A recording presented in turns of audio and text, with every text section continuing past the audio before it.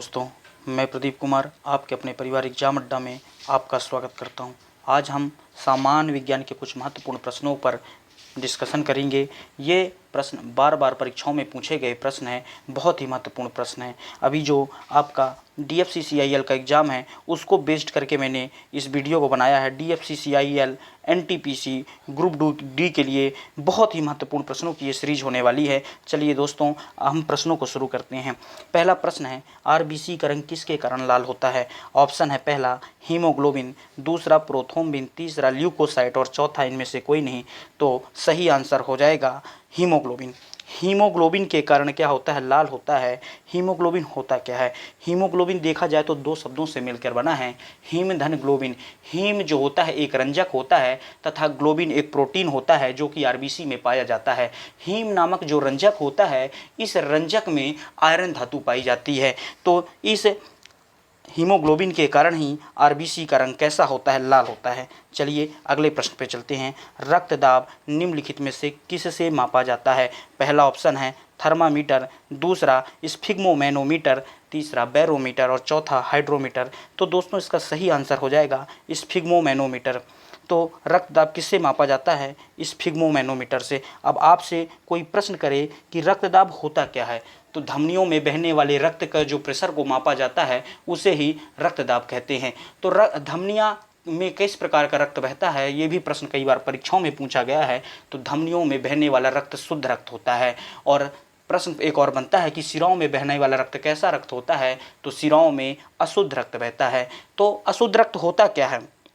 अशुद्ध रक्त जो होता है, कार्बन डाइऑक्साइड युक्त जो रक्त होता है उसको कहते हैं अशुद्ध रक्त, और जिसमें ऑक्सीजन की मात्रा बहुत ज़्यादा होती है उस रक्त को कहते हैं शुद्ध रक्त। अब यहाँ पे आपका पहला ऑप्शन था जो थर्मामीटर, तो अब जान लेते हैं थर्मामीटर का उपयोग किसमें किया जाता है। तो थर्मामीटर का उपयोग तापमान को मापने के लिए किया जाता है। अगला ऑप्शन है बैरोमीटर। तो बैरोमीटर का उपयोग किस काम में आता है? तो बैरोमीटर एक उपकरण है जिसका उपयोग वायुमंडलीय दाब को मापने के लिए किया जाता है। अगला है हाइड्रोमीटर। तो हाइड्रोमीटर का नामक उपकरण का उपयोग किसके लिए किया जाता है? तो इसका उपयोग जल का आपेक्षिक घनत्व मापने के लिए किया जाता है। चलिए अगले प्रश्न, तीसरे प्रश्न पे चलते हैं। इनमें से कौन सा रक्त समूह यूनिवर्सल दाता माना जाता है? यूनिवर्सल दाता यानी होता है सार्वभौमिक दाता जो सबको दान करता है। तो दान करने का काम कौन करता है? ऑप्शन है पहला AB, दूसरा O, तीसरा A और चौथा B। इसका सही आंसर हो जाएगा O। ओ को क्या कहते हैं? यूनिवर्सल दाता माना जाता है। ओ ब्लड ग्रुप यूनिवर्सल दाता माना जाता है। रक्त समूह की खोज किसने की? एक और प्रश्न यहाँ से बनता है, रक्त समूह की खोज किसने की? तो कार्ल लैंडस्टीनर नामक वैज्ञानिक ने रक्त समूह की खोज की। रक्त समूह को 4 ग्रुपों में बांटा गया है, A, B, AB और O। चलिए दोस्तों अगले प्रश्न पे चलते हैं। सामान्य मानव रक्त है, तो पहला ऑप्शन है उदासीन, दूसरा थोड़ा अम्लीय, तीसरा बेसिक, चौथा इनमें से कोई नहीं। तो जो मानव का रक्त होता है, मानव रक्त कैसा होता है? क्षारीय होता है, बेसिक होता है। तो इसका सही आंसर हो जाएगा ऑप्शन नंबर 3 कि सामान्य मानव रक्त बेसिक होता है। तो रक्त का पीएच मान कितना होता है, ये भी प्रश्न कई बार परीक्षाओं में पूछा गया है। तो रक्त का पीएच मान 7.4 होता है, 7.4। और ये पीएच मान जो होता है इसकी खोज किसने की? तो पीएच मान की खोज दोस्तों सॉरेनसन नामक वैज्ञानिक ने की। और पीएच मान 0 से लेकर 14 तक होता है, जिसमें से 7 जो होता है, 7 जिस वस्तु का पीएच मान होता है, जिस भी चीज़ का पीएच मान 7 होता है वो उदासीन होता है, 7 से कम अम्लीय और 7 से अधिक क्या होता है? क्षारीय। तो मानव का रक्त का पीएच मान 7.4 है जो कि 7 से अधिक है, इसलिए मानव रक्त का पीएच मान क्या होता है? क्षारीय होता है मानव रक्त, और पीएच मान 7.4 होता है। अगले प्रश्न पे चलते हैं। एक स्वस्थ व्यक्ति का रक्तदाब कितना होता है? पहला है 90-60, दूसरा 200, 110, तीसरा 120-80, चौथा 140-60। तो इसका सही आंसर ऑप्शन नंबर 3 हो जाएगा 120-80। तो एक स्वस्थ व्यक्ति का रक्तदाब कितना होता है? 120-80 होता है, यही सही आंसर हो जाएगा। चलिए अगले प्रश्न पे चलते हैं। मानव रक्त का पीएच स्तर कितना होता है? देखिए दोस्तों, हमने अभी इस प्रश्न के बारे में आपको बताया था कि मानव रक्त का पीएच स्तर कितना होता है, 7.4 हो जाता है। कितना होता है, 7.4। तो ऑप्शन में देखेंगे किस ऑप्शन में 7.4 दिया हुआ है, तीसरे ऑप्शन में दिया है, तो इसका सही आंसर हो जाएगा 7.4। चलिए अगले प्रश्न में चलते हैं। रक्त का इनमें से कौन सा घटक ऑक्सीजन का परिवहन करता, परिवहन करना होता है, परिवहन का अर्थ होता है ले जाना।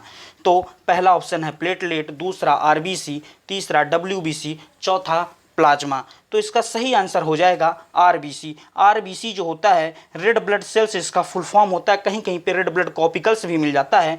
तो इसका जो है ऑक्सीजन का परिवहन करने का काम करता है। चलिए अगले प्रश्न पे चलते हैं। चलिए अगले प्रश्न पे चलते हैं। इनमें से कौन सा एक रक्त समूह नहीं है। मैंने आपको बताया था रक्त समूह को 4 श्रेणियों में बांटा गया है। पहला ए, बी, दूसरा बी, तीसरा ओ और चौथा ओ बी, यानी कि 4 ग्रुपों में बांटा गया है। तो देखते हैं कि कौन सा आंसर होगा इसका। ऑप्शन नंबर ए, पहला ए दिया है, दूसरा बी, तीसरा सी। सी कोई ब्लड ग्रुप नहीं होता, तो इसका सही आंसर हो जाएगा सी, ये रक्त समूह नहीं है। अगले प्रश्न पे चलते हैं। मानव शरीर के किस अंग पर एंजियोप्लास्टी की जाती है। एंजियोप्लास्टी एक सर्जरी होती है। तो ऑप्शन पे चलते हैं। पहला ऑप्शन है गुर्दा, दूसरा फेफड़ा, तीसरा हृदय और चौथा पेट। तो इसका सही आंसर हो जाएगा हृदय। हृदय की जो सर्जरी की जाती है उसको एंजियोप्लास्टी कहा जाता है। क्या कहा जाता है, हृदय की सर्जरी को एंजियोप्लास्टी कहा जाता है। चलिए अगले प्रश्न पे चलते हैं।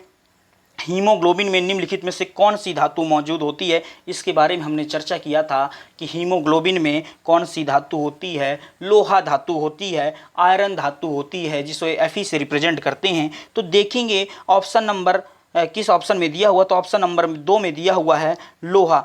तो हीमोग्लोबिन में निम्नलिखित में से कौन सी धातु मौजूद होती है, तो लोहा धातु मौजूद होती है। चलिए अगले प्रश्न पे चलते हैं। सामान्य मानव का खून बहने का समय, और जलने नहीं होगा दोस्तों, यहाँ पे होगा जमने का समय। किसका समय, जमने का समय। जलने गलत लिखा है, जमने का यानी क्लॉट होने का समय क्रमशः कितने के बीच में होता है।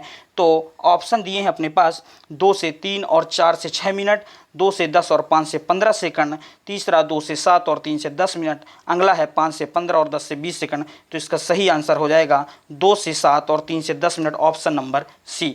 मानव का खून बहने का समय और जमने का समय इतने के बीच होता है। कितने के बीच, 2 से 7 और 3 से 10 मिनट के बीच होता है। चलिए अगले प्रश्न पे चलते हैं। मानव शरीर में मौजूद निम्नलिखित कोशिकाओं में से किसमें माइटोकॉन्ड्रिया नहीं पाया जाता है। ऑप्शन है लाल रक्त कोशिका, दूसरा लीवर कोशिका, तीसरा मांसपेशी कोशिका और चौथा श्वेत रक्त कोशिका। तो इसका सही आंसर हो जाएगा लाल रक्त कोशिका। इस लाल रक्त कोशिका में क्या नहीं पाया जाता, माइटोकॉन्ड्रिया नहीं पाया जाता है। माइटोकॉन्ड्रिया को और भी क्या कहते हैं, माइटोकॉन्ड्रिया के बारे में अध्ययन करेंगे। माइटोकॉन्ड्रिया को कोशिका का ऊर्जा ग्रह या पावर हाउस या बिजली ग्रह भी कहा जाता है। चलिए अगले प्रश्न पे चलते हैं।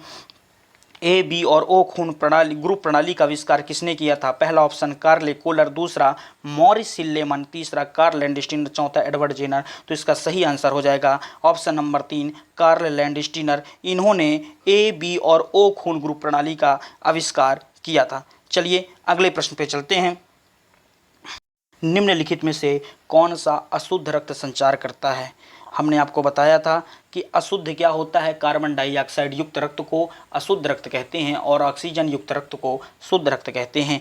तो ऑप्शन दिया है पल्मोनरी सिरा, दूसरा पल्मोनरी धमनी, तीसरा महाधमनी और चौथा उपयुक्त में से कोई नहीं। तो इसका सही आंसर हो जाएगा पल्मोनरी धमनी। पल्मोनरी धमनी एकमात्र ऐसी धमनी है जो कि अशुद्ध रक्त का संचार करती है, बाकी सारी धमनियाँ जो होती हैं शुद्ध रक्त का संचार करती हैं। और पल्मोनरी सिरा भी एकमात्र ऐसी सिरा है जो कि शुद्ध रक्त का संचार करती है, बाकी सारी जो है सिराएं अशुद्ध रक्त का संचार करती हैं। चलिए अगले प्रश्न पे चलते हैं।